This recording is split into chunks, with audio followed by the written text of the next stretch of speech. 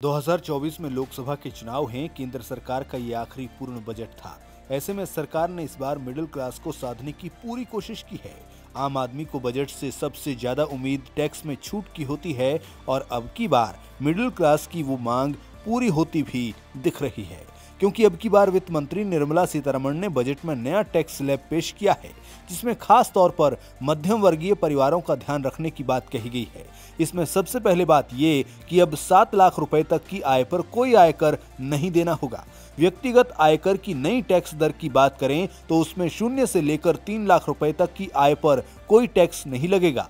3 से 6 लाख रुपए तक की आय पर 5%, 6 से 9 लाख रुपए तक की आय पर 10% और 9 से 12 लाख रुपए तक की आय पर 15%। वहीं 12 से 15 लाख रुपए तक की आय पर 20% और 15 से ऊपर की आय पर 30% इनकम टैक्स लिया जाएगा। एक्सपर्ट्स का कहना है कि सरकार ने नई टैक्स रिजीम पर अन्य सहूलियतों का ऐलान करके अपने इरादे साफ कर दिए हैं कि अब टैक्स की गणना की पुरानी व्यवस्था धीरे धीरे खत्म कर दी जाएगी।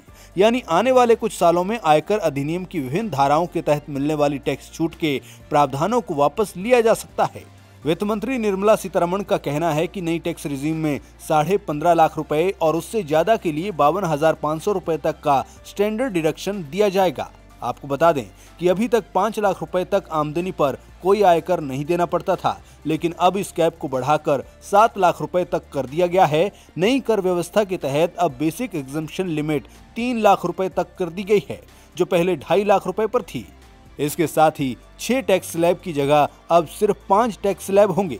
न्यू टैक्स रिजीम में 15.5 लाख तक की इनकम पर 52,500 रुपए स्टैंडर्ड डिडक्शन कर दिया गया है, जो पहले 50,000 रुपए था।